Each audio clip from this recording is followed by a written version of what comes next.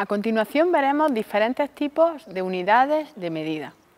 Lo vamos a hacer desde un punto de vista histórico, como se ha dado a lo largo de la historia el uso de las distintas unidades de medida, porque además es lo que se recomienda usar con los niños.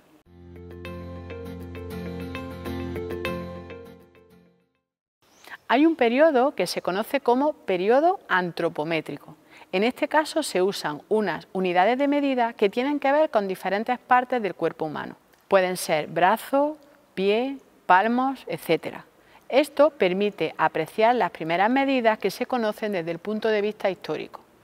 Como se sugiere que el niño trabaje desde su propio cuerpo hacia el exterior, como lo hemos visto en otros temas, pues estas son las primeras unidades de medida que se propone usar y se pueden trabajar en el aula con diferentes actividades. Más adelante nos podemos plantear si usar las partes del propio cuerpo como unidades de medida es un buen método o no para medir.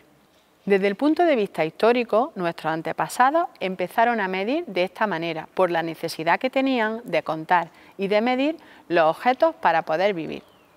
Por ejemplo, cuando iban a hacer un intercambio de alimentos o cuando iban a trabajar en el campo o actividades de la vida rutinaria. Lo que ha ocurrido es que ante la pregunta que yo planteaba anteriormente, las unidades de medida relacionadas con el cuerpo tienen poca fiabilidad y por eso, de forma gradual, se fueron buscando otros tipos de mediciones. Pensemos, por ejemplo, que queremos medir un campo y que lo hacemos a través de pasos. Una primera diferencia que nos podemos encontrar es que los pasos que se usen para medir ese campo van a depender de la persona que dé esos pasos.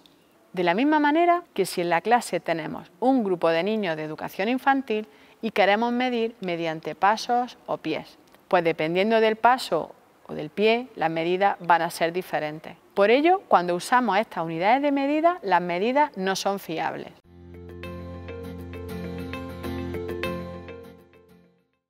Históricamente pasamos al periodo ergométrico, de manera que lo que se usaba como unidad de medida eran varas o fanegas. Por ejemplo, para personas que trabajaban en el campo se hablaba de jornadas, desde que salía el sol hasta que se ponía. También se le llama peonadas o almorzadas en el ámbito rural. Para ellos era una manera habitual de medir. Lo que ocurría es que esta manera de medir, en este caso el tiempo, seguía siendo poco fiable porque tengamos en cuenta que esto no es que solo fuera útil para personas de la misma zona, sino que tenía que ser útil para personas de diferentes zonas geográficas. Por tanto, seguían siendo medidas poco fiables y por eso se fueron buscando otro tipo de mediciones.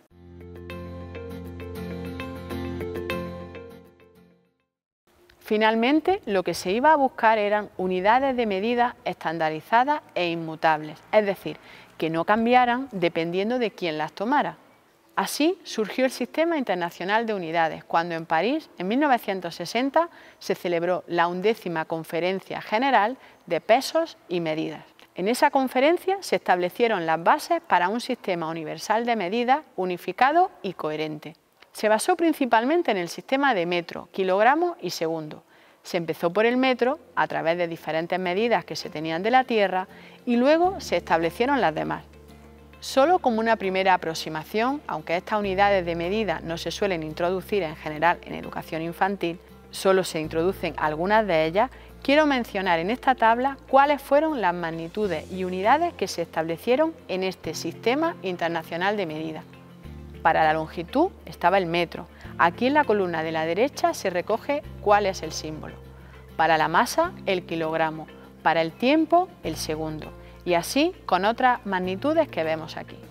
Estas son las unidades básicas y que también se denominan unidades fundamentales, que han sido elegidas por convención. Ahora mismo cualquier persona puede tener en casa un metro extensible o un metro de carpintero. Y cuando hablamos de un metro ya se sabe que lo que mide es una cantidad determinada, pero para eso se tuvo que llegar a un acuerdo. Además de las unidades fundamentales, hay otras unidades que son complementarias, que son las que aparecen un poco más abajo. Y luego hay un número ilimitado de unidades derivadas que tienen nombres especiales. Tienen prefijos para denotar los múltiplos y submúltiplos de las unidades para describir el valor de diferentes magnitudes físicas. Aquí hay otras magnitudes y unidades que se derivan del Sistema Internacional de Medidas. Por ejemplo, si en la longitud teníamos el metro, en la superficie tenemos el metro cuadrado, en el volumen tenemos el metro cúbico y así ocurre con las demás.